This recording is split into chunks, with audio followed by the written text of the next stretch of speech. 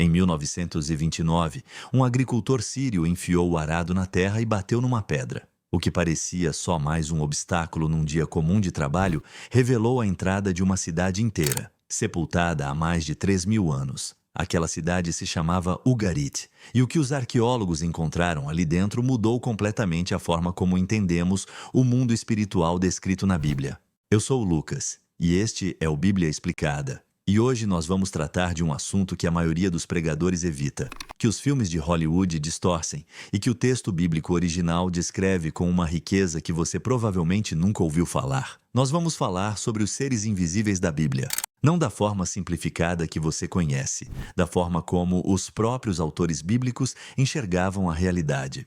Fica comigo até o final. Isso aqui vai mudar a forma como você lê as Escrituras. Quando a maioria das pessoas pensa no mundo espiritual da Bíblia, imagina algo bem simples. Deus no topo, anjos do lado direito, demônios do lado esquerdo, pronto. 2 times, um jogo, resultado previsível. Mas essa leitura é moderna, ela não corresponde ao que o texto hebraico descreve.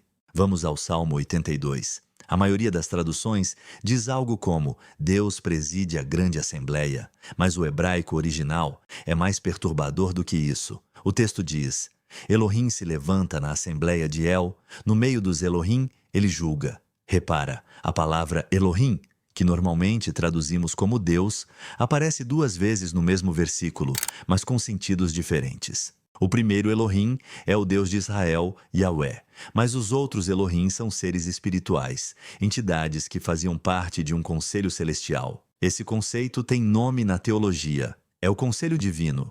E aqui é que a coisa fica séria. Os autores bíblicos não inventaram essa ideia do nada. Quando os arqueólogos abriram as tábuas de Ugarit, encontraram textos religiosos cananeus que descreviam algo assustadoramente parecido. Uma assembleia de deuses presidida por El, a divindade suprema cercado por seres chamados filhos de El. É exatamente a mesma estrutura que aparece em Jó capítulo 1, quando os filhos de Deus se apresentam diante de Yahweh, e entre eles está o Satã, o acusador. Isso não significa que a Bíblia copiou os cananeus. Significa algo mais profundo. Os escritores bíblicos viviam dentro daquele universo cultural. Eles respiravam aquele vocabulário, mas usaram essas categorias para dizer algo radicalmente diferente, que Yahweh não era apenas mais um Deus entre outros.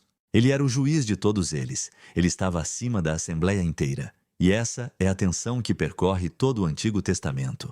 Agora vamos desmontar outra imagem que está na sua cabeça. Quando eu digo a palavra querubim, o que você imagina? Provavelmente um bebê gordo com asinhas flutuando numa nuvem renascentista. Essa imagem não tem nada a ver com o texto bíblico. Nada. Ezequiel capítulo 1 descreve os querubins como criaturas com 4 rostos, de homem, de leão, de boi e de águia. Tinham 4 asas, pés retos como os de um bezerro, e por baixo das asas havia mãos humanas. Eles se moviam sem virar o corpo, sempre em linha reta, acompanhados de rodas dentro de rodas cobertas de olhos. Isso não é poesia. É a tentativa de um profeta de descrever algo que não cabia nas categorias humanas. E quando olhamos para a arqueologia do Antigo Oriente Próximo, a coisa ganha outra camada. Nas ruínas dos palácios assírios, os arqueólogos encontraram os lamassu, figuras colossais com corpo de touro, asas de águia e rosto humano. Eles guardavam as portas dos templos e dos tronos dos reis. A função dos querubins na Bíblia é exatamente essa.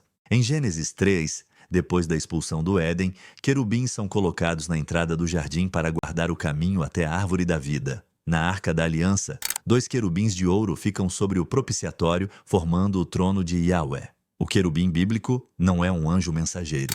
É um guardião do espaço sagrado, uma criatura-trono que marca a fronteira entre o mundo humano e a presença de Deus.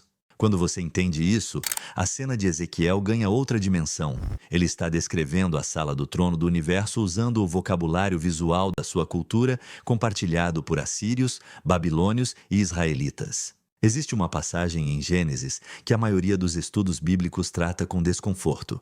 É Gênesis 6, versículos 1 a 4. O texto diz que os filhos de Deus viram que as filhas dos homens eram bonitas, tomaram-nas por mulheres e tiveram filhos com elas, os Nefilins, que foram os valentes da antiguidade. O texto é curto, enigmático e foi interpretado de dezenas de formas ao longo dos séculos. Mas existe uma tradição judaica muito antiga, preservada no livro de Enoque, que leva essa passagem ao pé da letra. Segundo essa tradição, um grupo de seres espirituais chamados vigilantes desceu à terra, cruzou a fronteira entre o céu e o mundo humano e corrompeu a ordem criada. Eles ensinaram aos humanos metalurgia de guerra, feitiçaria e cosméticos, e a violência se espalhou pela terra. É essa corrupção que, no texto bíblico, leva diretamente ao dilúvio. Agora presta atenção neste detalhe. Em Deuteronômio 32, versículos 8 e 9, o texto hebraico que foi encontrado nos manuscritos do Mar Morto diz algo que muitas traduções omitem. Ele diz que quando o Altíssimo dividiu as nações, ele fixou os limites dos povos segundo o número dos filhos de Deus. Ou seja, cada nação da terra foi colocada sob a supervisão de um ser espiritual, mas Israel ficou separado. Israel é a porção de Yahweh. Essa ideia aparece de novo em Daniel 10, quando um anjo diz a Daniel que foi impedido de chegar por 21 dias, porque o príncipe da Pérsia o bloqueou até que Miguel, o príncipe protetor de Israel, veio ajudar. O que Daniel está descrevendo é uma guerra espiritual entre os seres designados para as nações. Isso não é metáfora no mundo do autor. Para os escritores bíblicos, a política humana era o reflexo visível de um conflito invisível acontecendo em outra dimensão da realidade. A palavra Satanás, no Antigo Testamento, não é um nome próprio, é um título. Em hebraico, Ha-Satan significa o acusador, ou o adversário. E no livro de Jó, ele aparece como um membro do conselho divino, não como um inimigo externo. Ele se apresenta diante de Deus junto com os outros filhos de Deus, e sua função é questionar, testar, colocar à prova. Ele é, dentro do texto, uma espécie de promotor do tribunal celestial.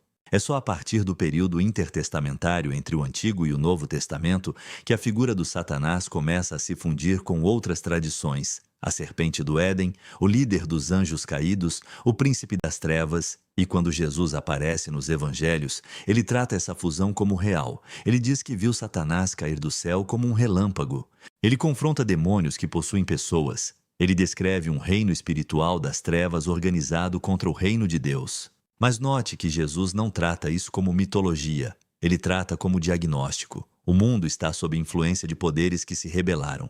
E a missão dele é restaurar a autoridade original que foi entregue à humanidade lá em Gênesis 1. É por isso que os exorcismos não são espetáculo nos evangelhos, eles são sinais. Cada vez que Jesus expulsa um espírito impuro, ele está demonstrando que o conselho divino tem um novo governante e que a rebelião está sendo revertida. Talvez você esteja se perguntando, mas por que eu preciso saber disso? Por que escavar tábuas de argila e ler textos ugaríticos muda alguma coisa na minha fé?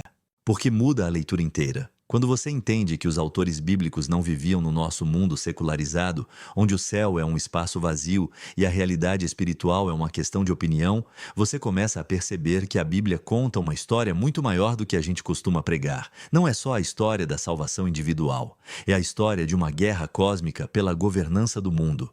Uma guerra que começa no Éden, atravessa o dilúvio, passa pela Torre de Babel, chega ao Sinai, explode nos Evangelhos e só termina no Apocalipse, quando os reinos deste mundo se tornam o reino de Deus. E isso nos coloca numa posição que a maioria dos cristãos modernos esqueceu. Se esses seres são reais dentro da cosmovisão bíblica, se as nações estão sob influência de poderes espirituais, se existe um tribunal celeste onde acusações são feitas contra a humanidade, então a oração não é um ritual vazio.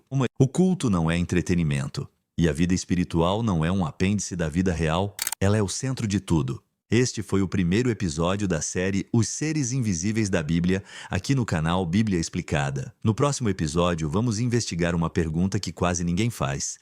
De onde vêm os demônios? Porque a resposta do texto bíblico não é a que você aprendeu na escola dominical. Se esse conteúdo fez sentido para você, se inscreve no canal, ativa o sininho e compartilha com alguém que estuda a Bíblia a sério. A gente não simplifica o texto, a gente vai fundo nele. Eu sou o Lucas, isso aqui é o Bíblia Explicada e a gente se vê no próximo episódio.